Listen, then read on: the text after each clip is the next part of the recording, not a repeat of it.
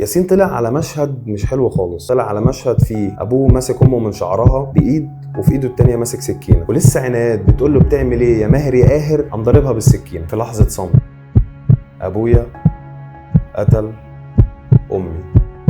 واللي كسر لحظه الصمت دي ابوه اللي بدا يصرخ زي المجنون، وباب الشقه وهو بيتكسر والجيران بيدخلوا. الجيران دخلوا لقوا ماهر مرمي في الارض وجنبه عنايات اللي كانت سايحه في دمها، وفي نص بطنها كده سكينه زي البطيخ، وياسين لسه زي ما هو واقف ما بيتحركش.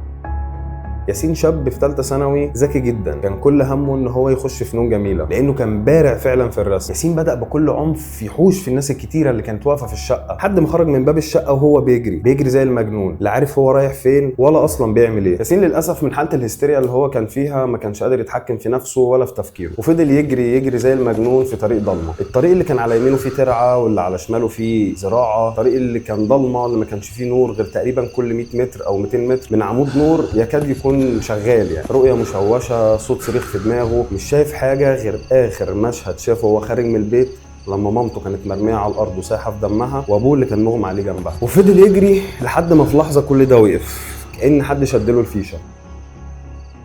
ياسين من حسن حظه ما وقعش في نص الطريق ولا وقع في الترعه، الحمد لله، وقع على جنب شويه كده ما بين نهايه الطريق والزرع. ولسوء حظه شافوا واحد اسمه حافظ، هنعرف مين حافظ ده كمان شويه صغيرين جدا.